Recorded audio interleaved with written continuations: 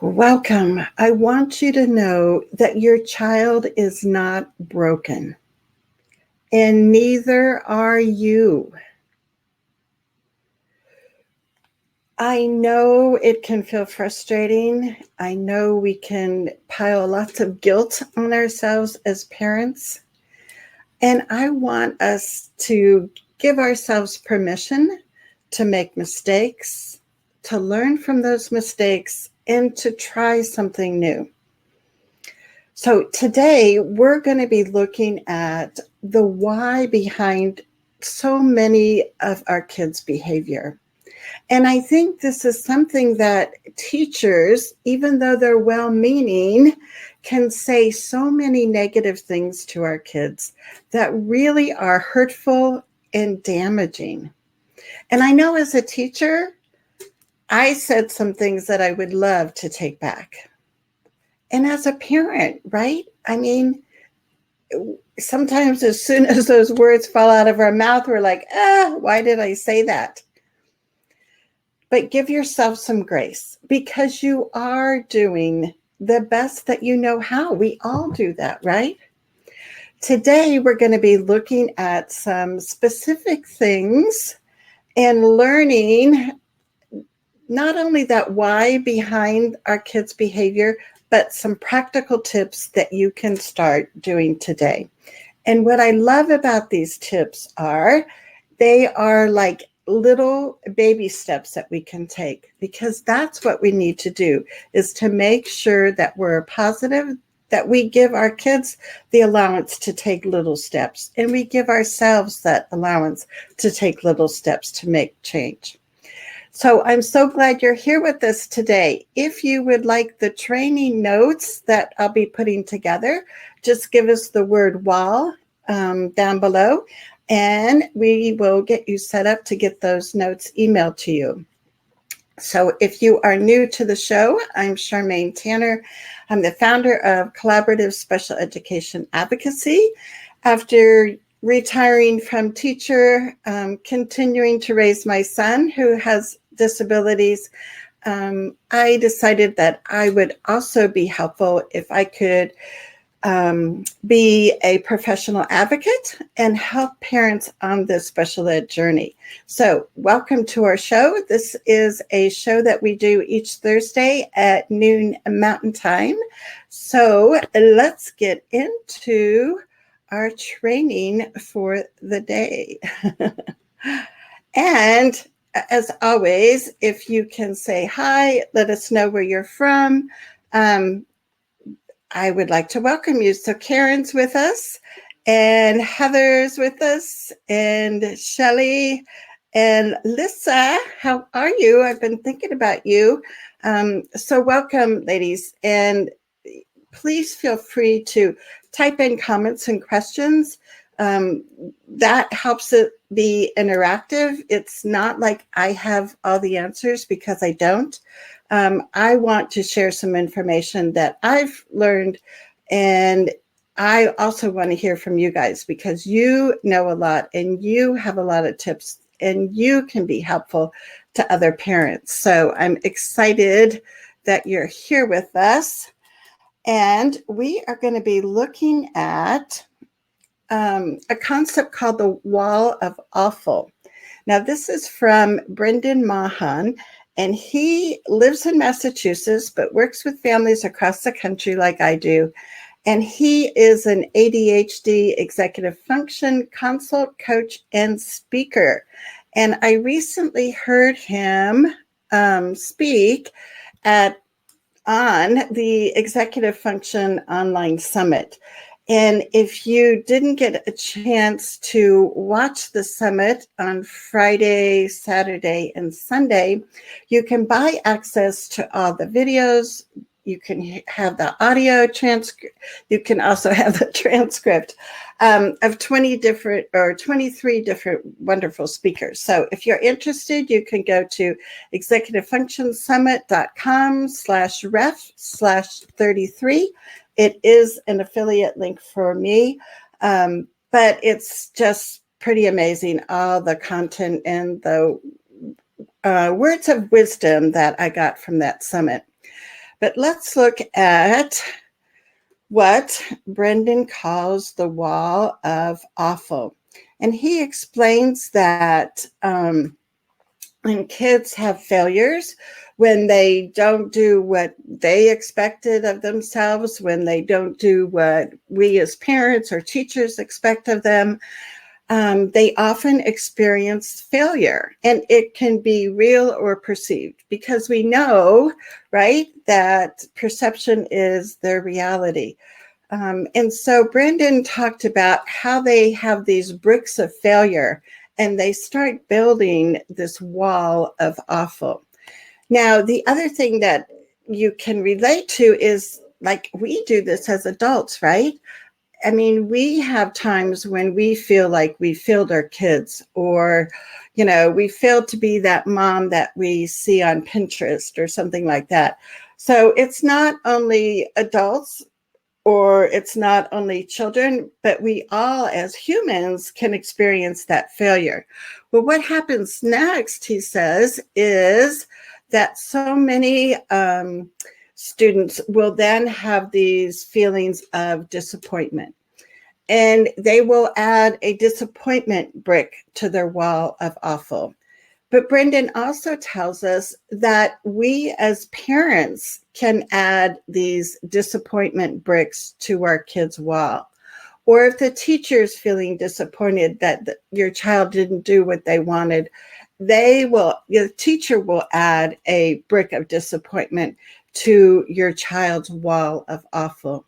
So it's not only your child that is creating this wall of awful with all of these bricks of frustration and disappointment, but it's the people around them that are also doing that. That could be a coach, that could be a brother or a sister, right?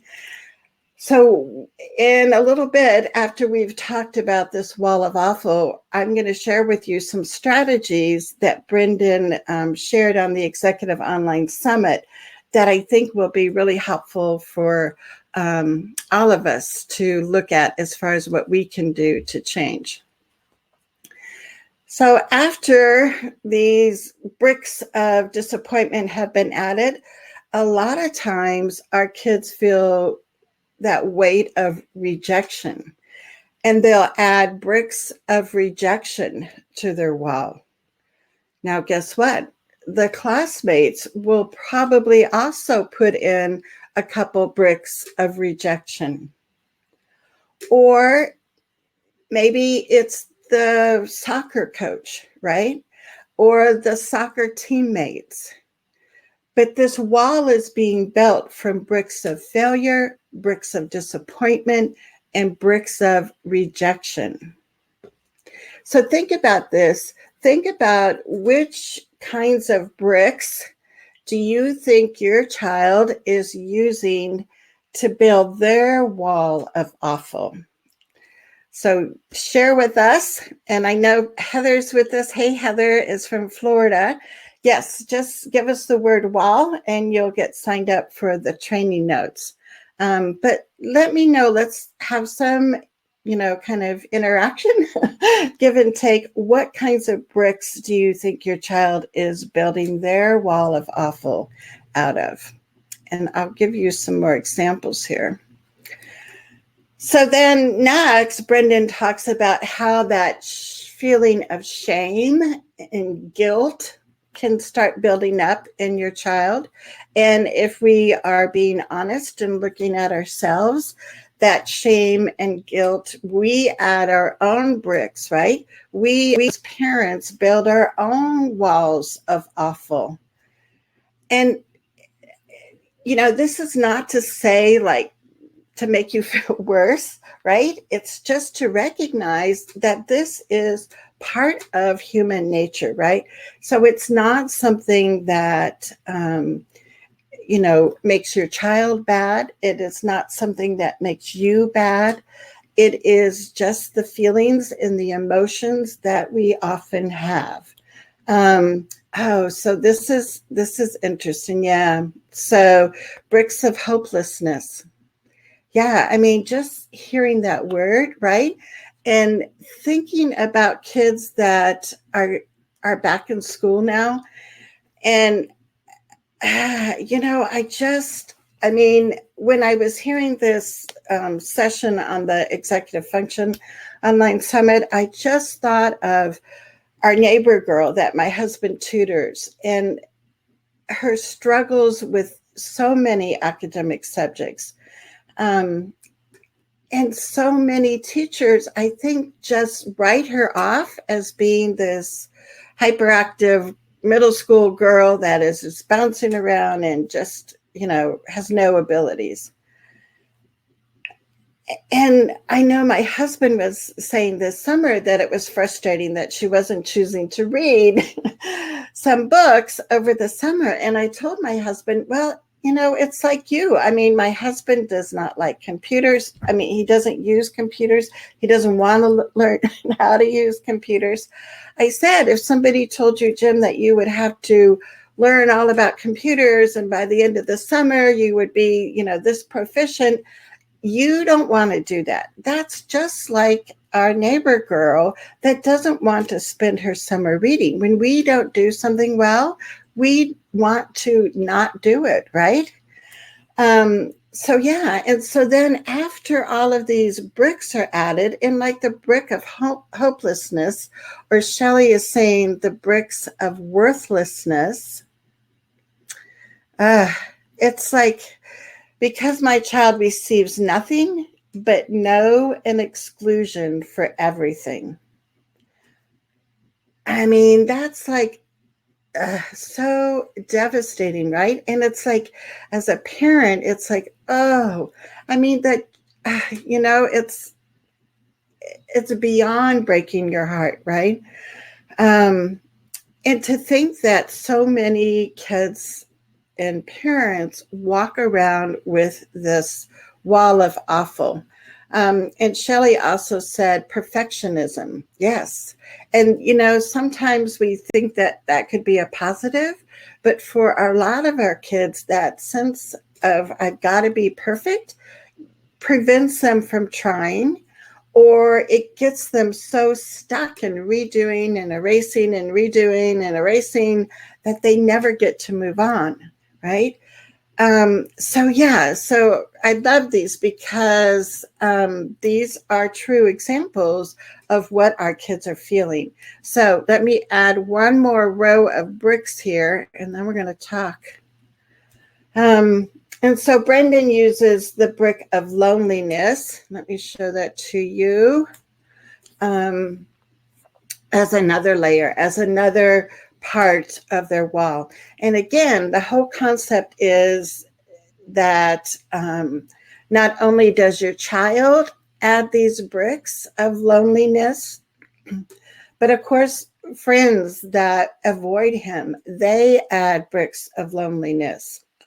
So if you look at this, it's just this incredible wall that prevents our kids from being able to, take those first steps, to get out their books when the teacher says so, to open up that math book and feel confident and start doing those math problems, right?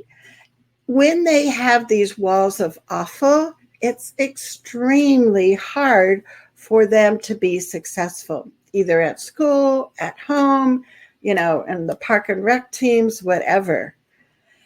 And what Brendan also said is that a lot of kids will have more than one wall.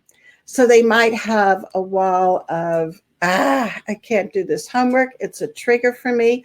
And they might have a math wall that is like, math makes no sense to me. I don't see how I'm going to use it. So when they have both kinds of walls of not liking math, not feeling confident, and not wanting to sit down and do homework, especially when it's math homework, that's a challenge for them, your child is having to overcome two walls in order to be at a place where they can feel confident and successful. So Karen says, my son's teachers feel that only his para is responsible for him at school and set a tone of exclusion. So he's never truly part of the class. He's having a very hard time transitioning to his new school. And I wish someone would just reach out to him and show him some compassion. Yes, yes, yes. And I don't know, Karen, if you got to see any of the summit sessions, but it was interesting because compassion was one of those words that was a thread through almost all 23 speakers. And that is a word that I love. A C word that I love. A C word I hate is compliance, because our kids need to be able to say no, right? But the C word, compassion, I mean, that just kind of centers you back to, looking, I guess, maybe through that lens of compassion. What I do, now if I can talk, am I acting in a compassionate way? And I think, and we'll get to these strategies in a minute, but I think one of the strategies, and it's not like it's totally, rocket science brand new, but it's just those reminders for us that are really important. So, one of the simple strategies that a lot of the speakers on the summit talked about was, as parents, to give ourselves the time, right? The time to pause, the time to take a couple deep breaths, and then be honest, say, what's happening here is really upsetting. I need a few minutes. I need a day, whatever. We will come back and talk about this, but let's both take some time to chill out now. And just taking that space to pause, to take deep breaths, to realize this is probably not a good time to get into some kind of logical discussion. That in itself is something that I've noticed just since the summit. I've been doing with myself, with my husband, with our grandkids. It's like, just take a moment, right? And step back and try to look and think, am what I say, am what I'm doing, are those coming from a compassionate heart? Because that's reality. That's those relationships. And the other C word that they talked a lot about in the summit is connection. That kids need relationships and connections before they're going to feel secure enough to then take challenges of learning new academic skills, or the challenge of asking kids on the playground to play with you, or the challenge of going to a football game and feeling like you can be part of that school. So compassion, and what did I just say? That other C word, connection. Yes, yes, yes. Compassion and connection. So let's go back here and we will continue, but keep making your comments because these are really helpful. Oh, and here's another brick, right? Feeling of being lost. Yeah. I mean, that, that social awkwardness.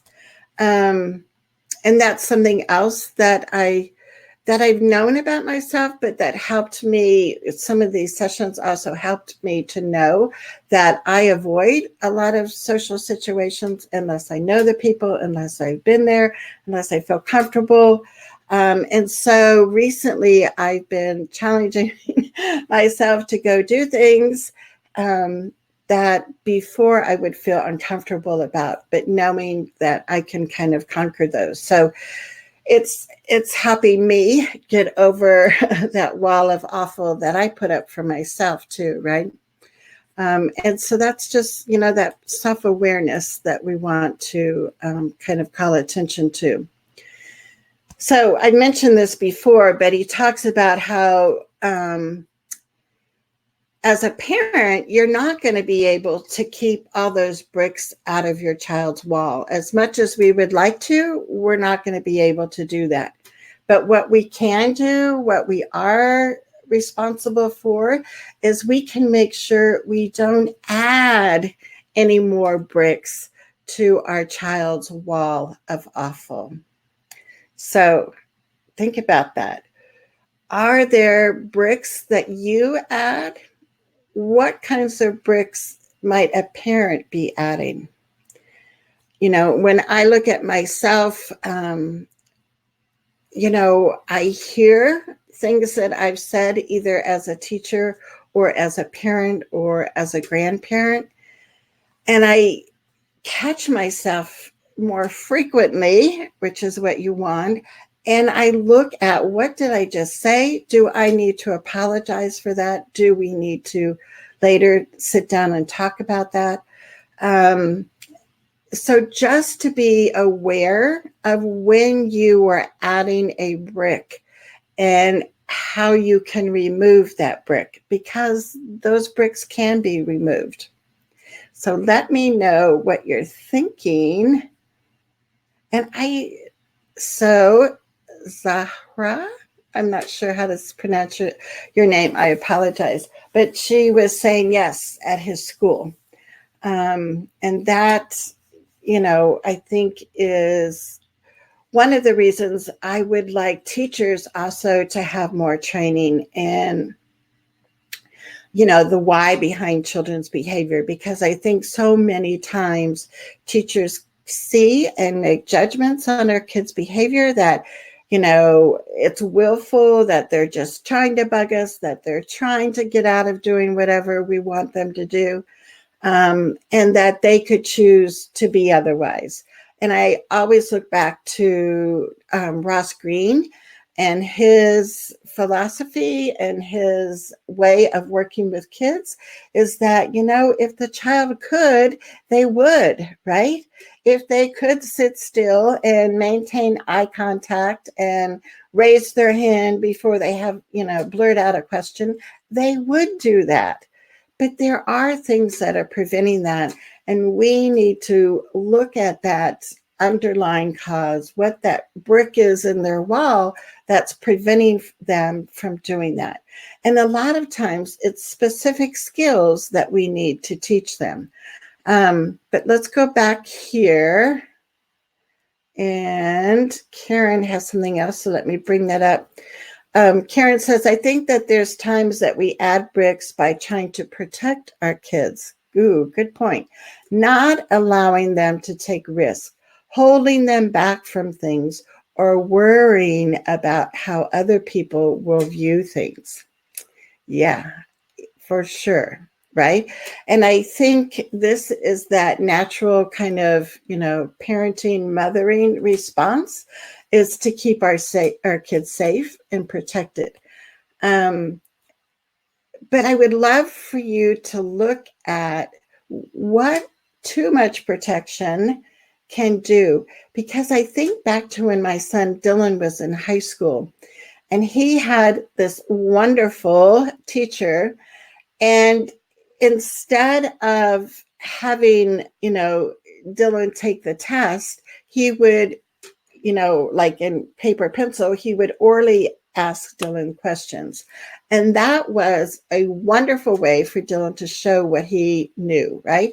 And so in that classroom environment, that teacher got him, that teacher made accommodations, and Dylan was like so proud of himself. Well, go to another high school class. And in that high school class, the teacher thought, oh, poor Dylan, I don't think he can do this.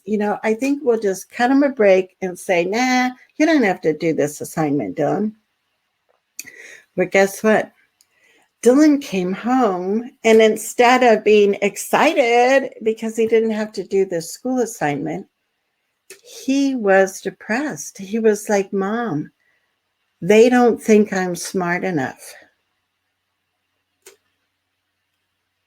And did that teacher have that intention? No.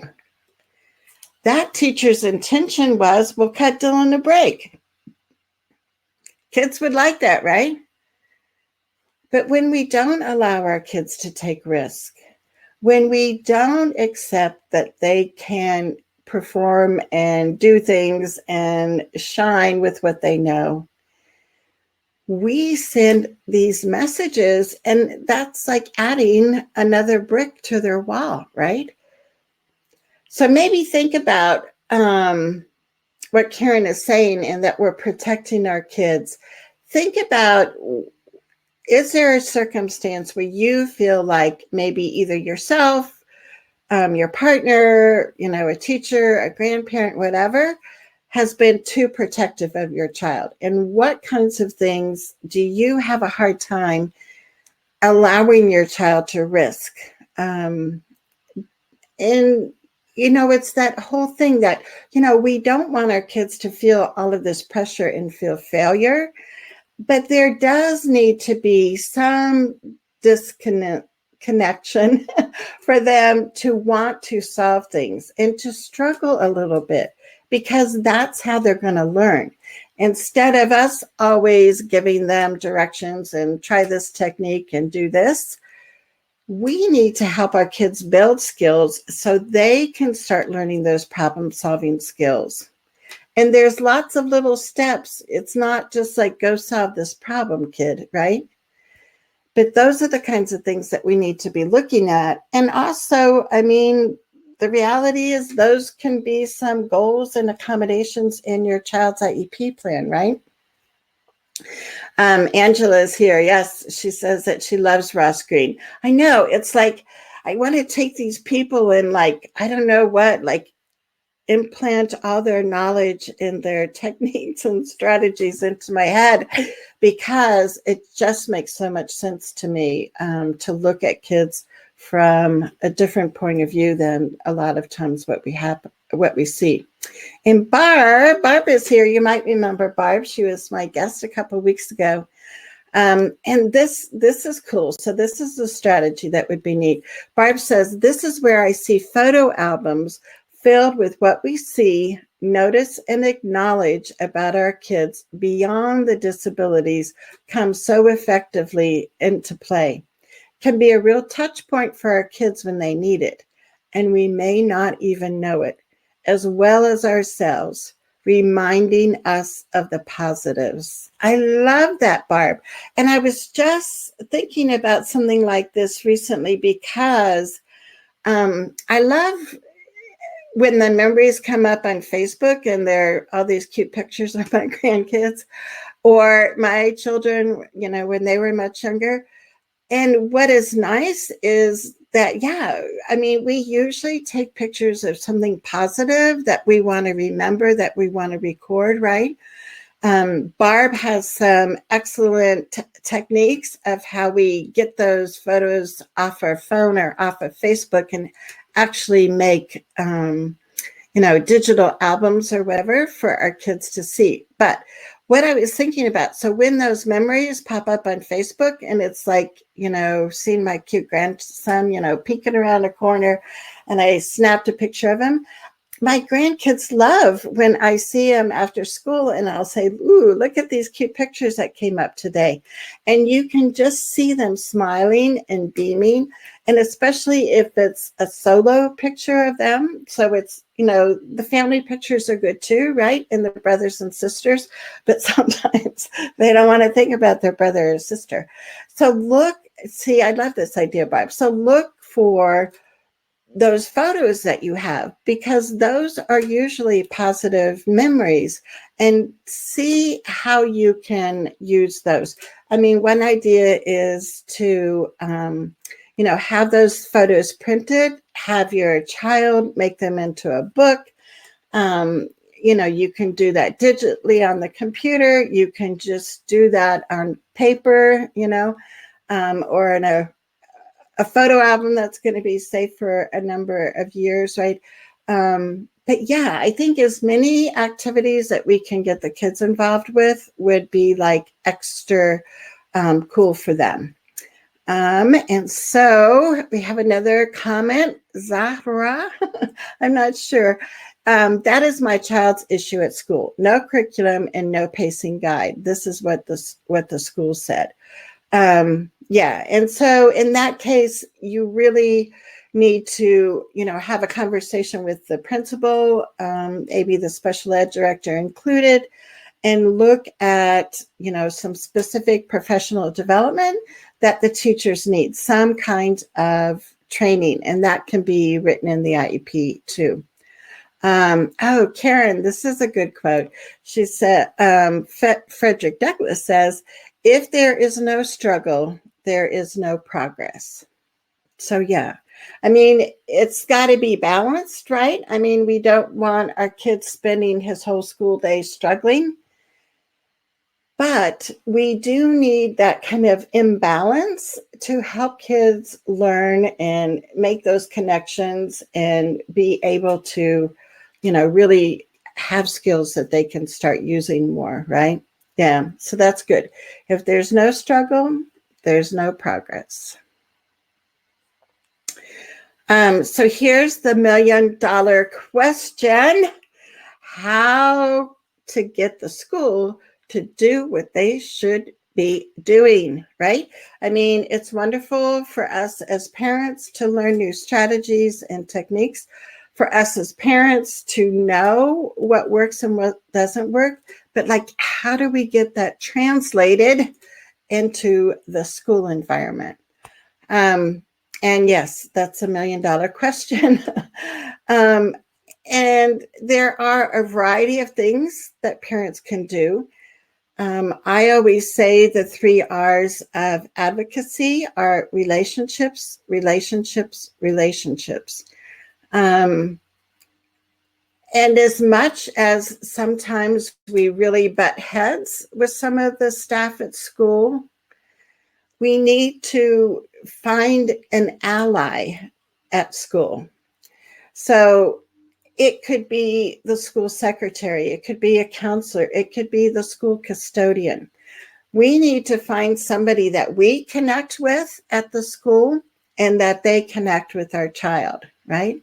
So our kids do see the school secretary a lot, or they do see the custodian in the building helping out. See if you can have a conversation with those people. Start developing a relationship. And you might be thinking, well, Charmaine, what does the custodian have to do with what the special ed teacher is doing or not doing? Well, the thing is, all of this, right, are going to be little baby steps. And we need to find some positive people in our child's school that our child can have a relationship with, and that we as a parent can see that positive people are indeed in our child's school. And how can we kind of nourish that so it can grow? So that's one thing. And that may sound like woo-woo, right? It's like, yeah, try that. But it really works. The other thing is relationships with the child's teacher. The more your child's teacher knows about them as a person, as a kid, as what they love to do on the weekend, the more that your child's teacher knows about you as a parent, your values, your sense of humor, your family's involvement. There are those connections, and those connections are what you need to nurture and have grow. So it's finding positive people in the building that can be a support and ally for your child and you. It's doing what you can to develop some more trusting relationships. I mean, when parents call me as an advocate and they want to hire me to help them develop a better IEP or go to meetings with them either in person or through a phone conference, parents usually call me when communication has broken down and trust has broken down. And so we have to work on that. And I know I have been in those places. I filed for due process when my son was in school, when I didn't see any other options. I did have wonderful relations with some of my child's teachers. and some there was conflict. I mean, that is going to happen, right? That's part of reality. But if we start from a relationship level, if we start from a connection, if we and I mean, this can be hard for me too when I'm in IEP meetings with families, is to look at the other person's perspective, ask clarifying questions, try to be calm when I'm talking, right? All of those things, trying to get a better understanding. It's easy for us to judge teachers as, they just don't care, they just don't know, they don't want to know. But when teachers are given support, they can make positive changes. So another strategy, if the school isn't doing what they're supposed to be doing, is writing staff training in the IEP. And that goes under supplemental services and supports. And you can also ask for parent counseling and training, and that would go in the same section. Now, I recently had a mom do this, and I thought it was brilliant because, just like we're not trying to make the staff be defensive, that they could use some additional training. As parents, we don't want to feel defensive that, what, I could learn something here too. And by putting parent counseling and training, which is what IDEA allows you to put in IEPs, you are, in fact, forming this relationship, right? Because the school is going to have to provide that. And by the school providing it, you're going to be getting to know more of the staff. Now, we could do a whole training on how you have to be real specific in the IEP about asking for training, like who's going to do it, when's it going to happen. The most important part that gets left out being written in the IEP around staff or parent training is the follow-up coaching, because we all revert to past behavior unless we have that ongoing support. So there are things to do. It's, and it depends on the situation, right? I just was in a state complaint interview yesterday with a family and a state complaint officer. So it depends, right? Where you are and what the next step would be. But yeah, that happens. And Barb says, when I saw that the teachers had been set up for failure by the administrators, I went to bat for them with the administration to hold their feet to the fire. Talking about training and extra support. The teachers were so grateful. So yeah, look at that. I mean, and I'm guilty of this. Like, I'm always worried that the teacher's going to feel defensive. But how many times do teachers try to, on the download, say something to parents? I've been asking for this. I haven't gotten anywhere. If you, as a parent, bring this up and suggest it, I bet we'll get a lot further. So think about the power that you have as a parent. Think about the power you have when it's two parents or four parents or a group of parents that are asking for something in support of the teachers. And that could be as simple as, getting grass on the playground because it's so dusty out there. And the teachers are always saying the kids are complaining about the dirt and the mud and the. So use your power of influence. And no matter what the project is, find some little project that you can do to support the teachers, support the kids, support the school. And if you do suspect that it's the administration that is holding teachers back from doing what's really best practice, then you need to make sure that you have conversations with, the principal, the special ed director, the director of curriculum, the superintendent, the school board. Climb up that ladder, right? But yeah, there's things that we can do as parents to support teachers, and that does a huge amount to develop those relationships. So Lissa says, it's been my experience that if you do find a caring connection at your child's school, especially if it's a teacher or a para, hold on to it as a priceless gift. Yes. Yes, yes, yes, Lissa. You know, and those are perfect words of wisdom, right? And insight that you have because you've seen the difference for your son. When there is that teacher, that para, that classmate that really gets your child and celebrates them for the wonderful gifts that they have, right? So thanks, Lissa. That's like pretty amazing.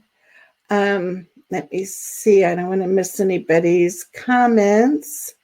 Okay, so here's another comment. It says the reality is that all children with disabilities belongs to one room, but it is not practiced same for children without disabilities. Yeah. And if you've seen my other live shows that we do on Thursdays, inclusion, having that sense of belonging, having children really welcomed in school and welcomed to the general ed classroom, that presumption that all kids can learn, those are like huge values for me and our family. And we wanted to make sure that all three of our kids had that feeling when they went to school. The other thing I think is important to remember is even though, on this Art of Advocacy show, we're focused on kids with disabilities, it really is more than that, right? It's kids that speak a second language, or their first language is not English, and English is their second language. They are often excluded, maybe not going to a separate room, maybe, but just that, you can physically be in a classroom, but still be excluded. And so it's kids that have executive functioning skill deficits, right? Or like, that sounds horrible. But that need support and learning how to plan and organize and execute things, right? Those kids can be excluded. And teachers can kind of mentally push them to the side. So what other kinds of students do you think in schools are even mentally pushed aside by some staff? So it's kids with disabilities. It might be kids with those invisible disabilities that haven't been identified. Kids that their native language is not English. Kids that come to school without a breakfast. Kids that have been restrained or secluded at school that have this enormous trauma. I mean, there are so many kids that are excluded. So my hope is whatever we talk about in the realm of this would help kids with disabilities, I want us to really broaden that and say this can help every child at school. And that's one of the strategies that I've used as an advocate is to help teachers understand that when they make some changes for that one student on an IEP, whatever they did to help that child, there are lots of other kids in the room that could use that same accommodation. So I try to help teachers understand what we're asking is not for them to spend a lot of extra time developing something totally different than what they're doing with the other kids.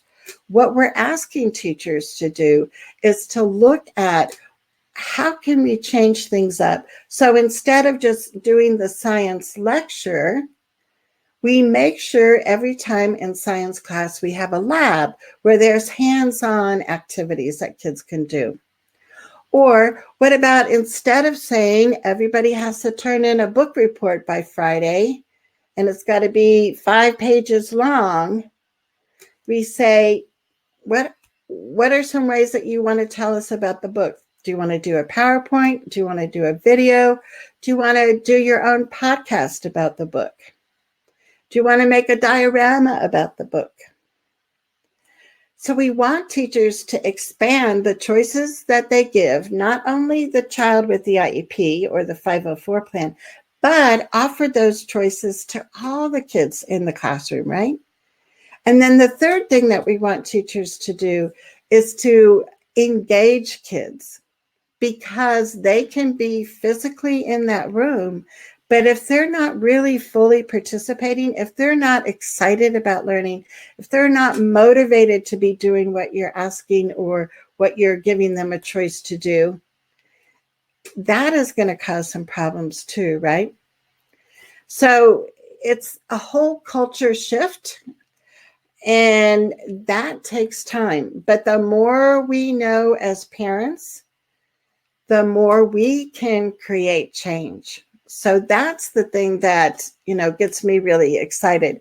So if you have joined us since I told this to you, give us the word "wall" below, and you will get a copy of the training notes that I write from this show, and they'll be emailed out to you. So thank you. Let me see if we have any other comments here that I missed. Oh, cool.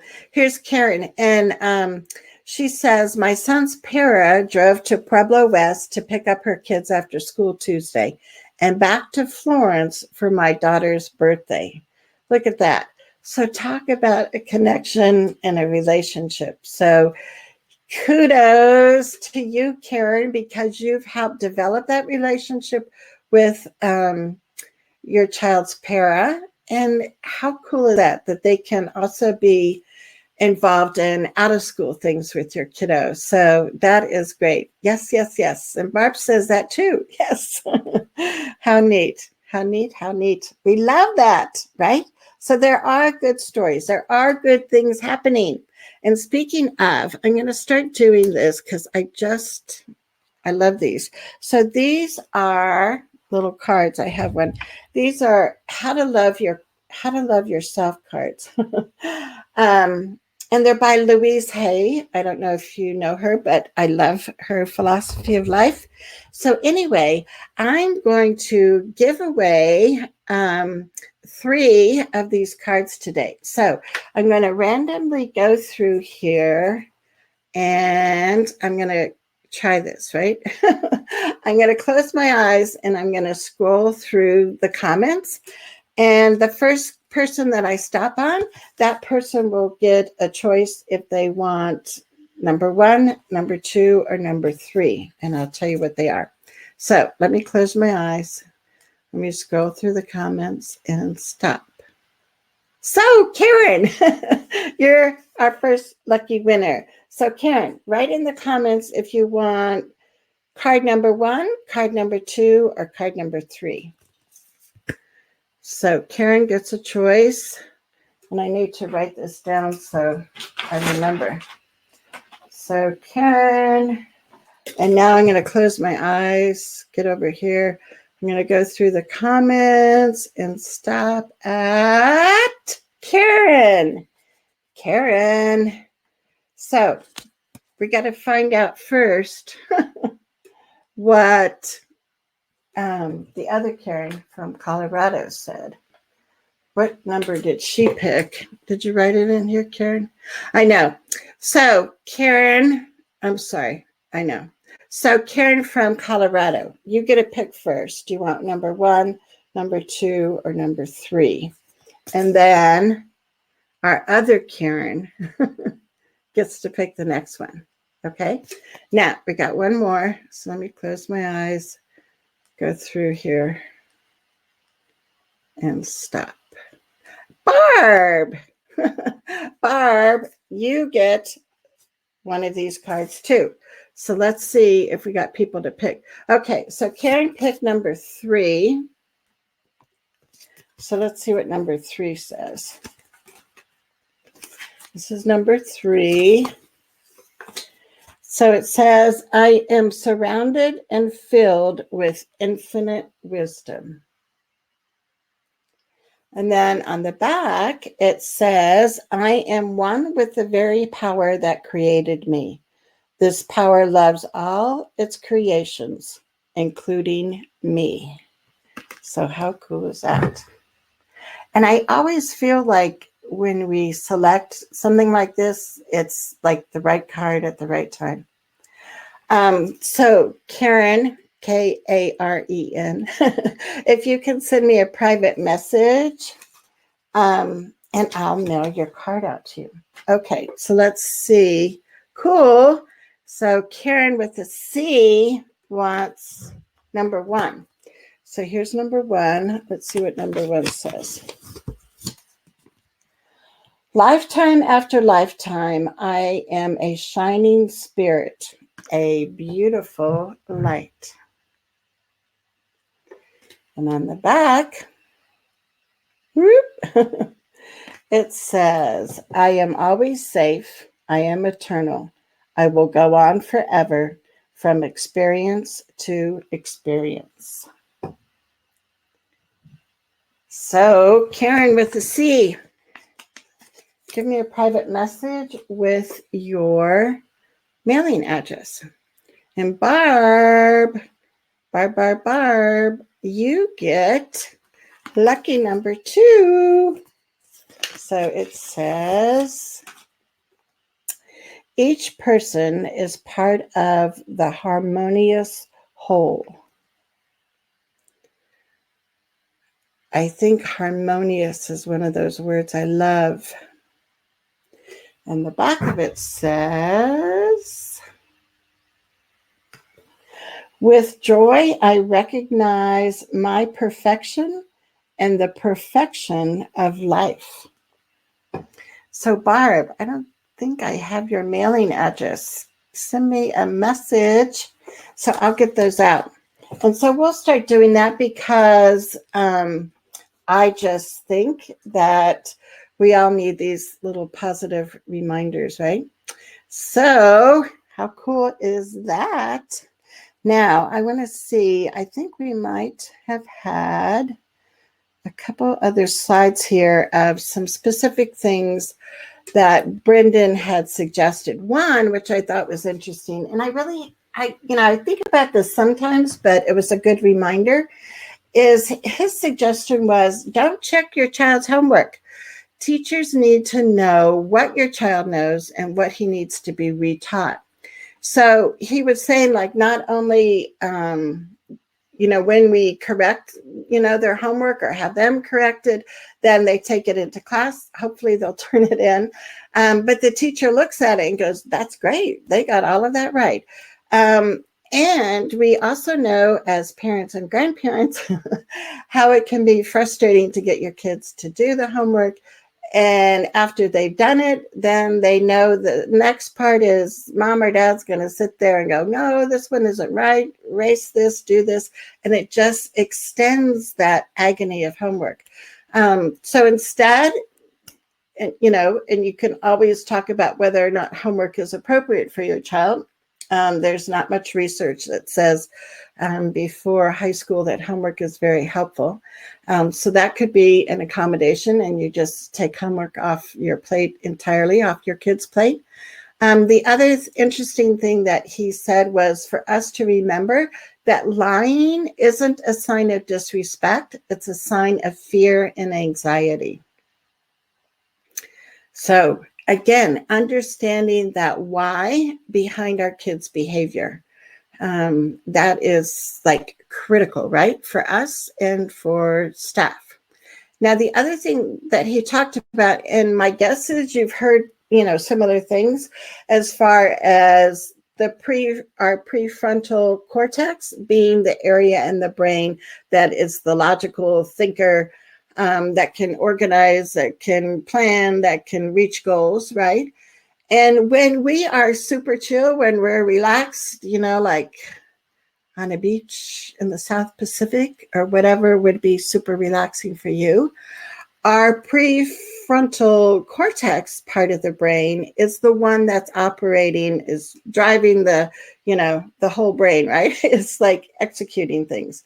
But when our kids start to, feel anxious or frustrated or disappointed or all those things, right? If they start getting to be like, I'm kind of feeling like a 4 or 5 here. So it kind of goes with zones of regulation too, right? That's when that reptilian part of your brain is starting to take over a bit.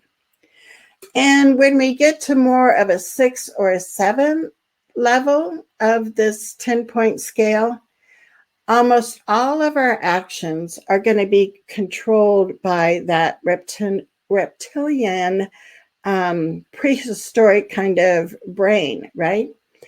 And there were several people at the summit that talked about the brain. There was, and I can't remember his name now, there was one speaker that talked about the blue, the red, and the brown brain, and how neuroimaging sees different things. And that was like really pretty amazing, that speaker. And I'm always like, I've always been like enthralled with learning more about the brain. And so I just find these conversations really interesting. Let's go on. Oh, and then the other thing that I heard, which I can't remember which speaker it was, but it was from the Executive Function Online Summit.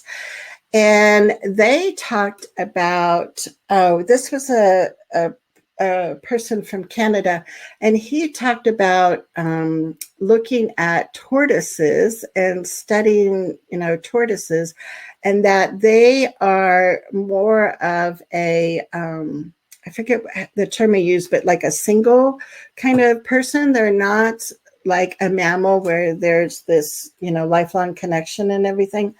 And that's the part of the brain, right? And that's the part too where we hear a lot about fight or flight, but we also have to know that freeze is also a phase, or not a phase, an emotion that your child might be reacting to, right?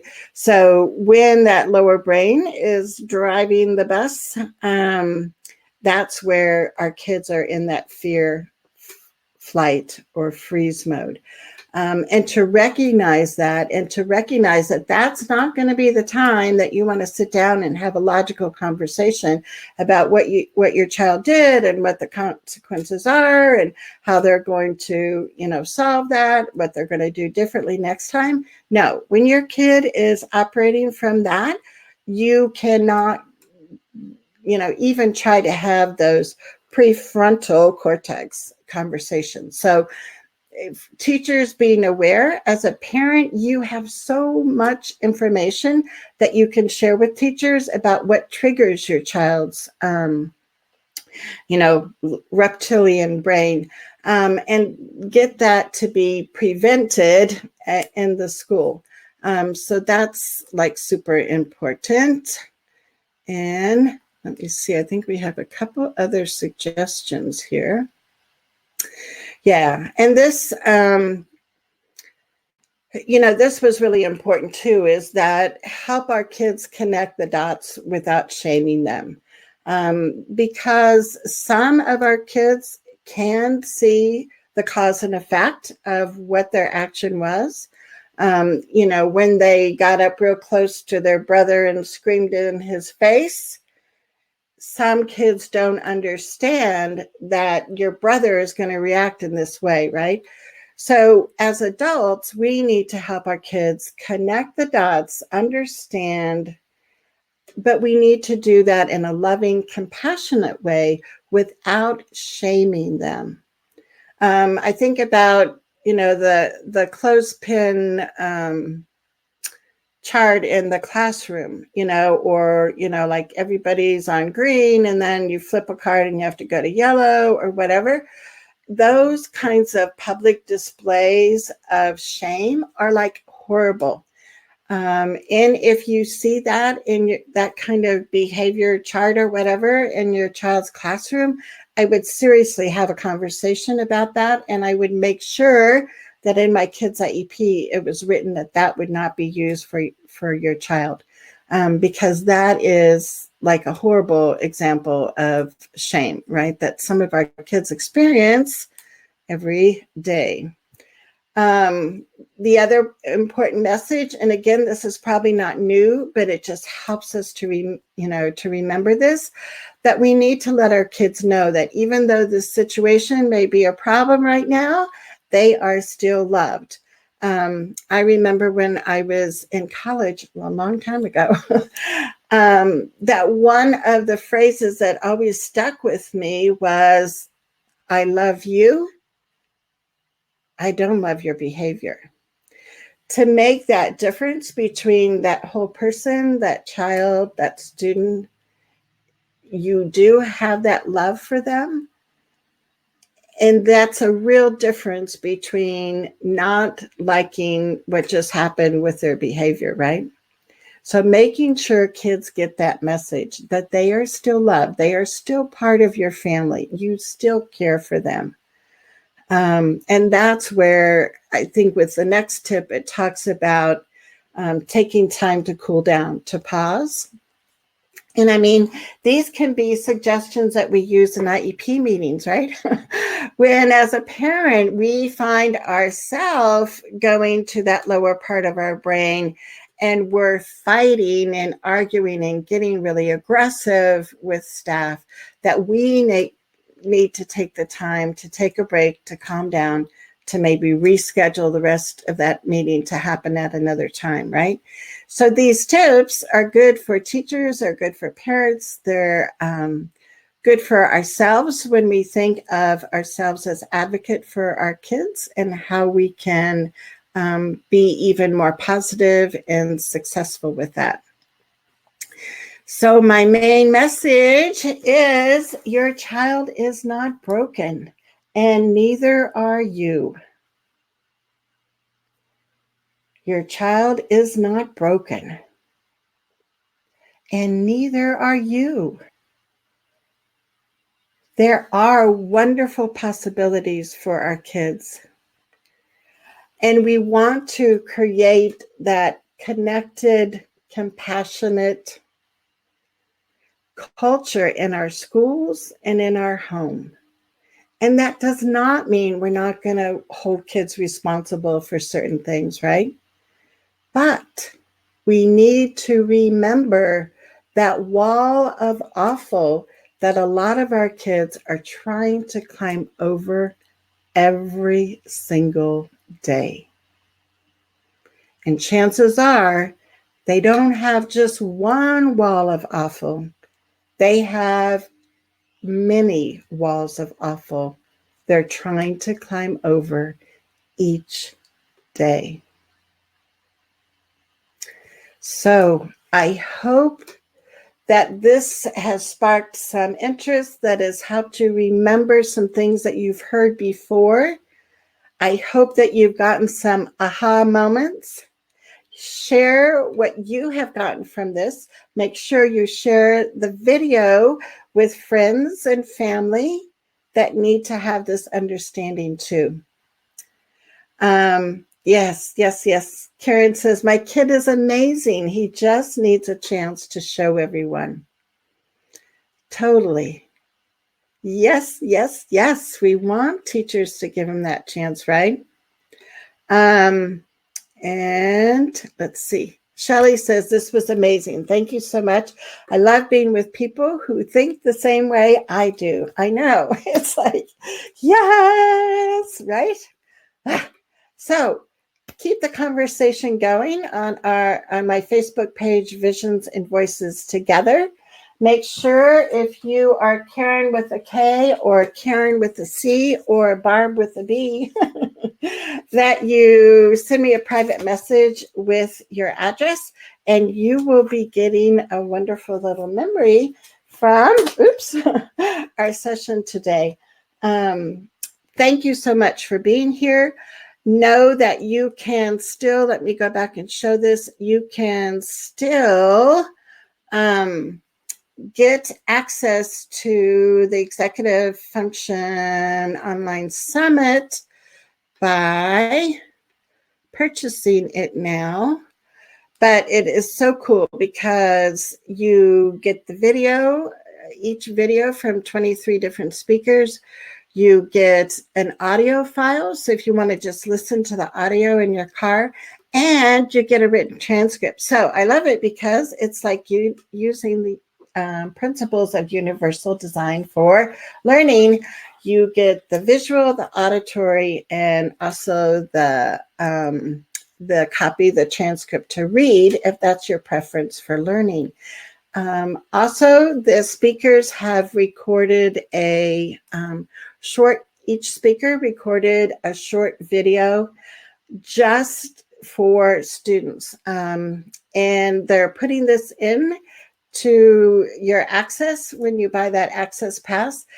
And I'm really looking forward to listening to those and see, I mean, pick and choose which ones you think would be helpful for your child to listen to. Sometimes it helps, right, when somebody else is saying something instead of mom, or dad, get off my case.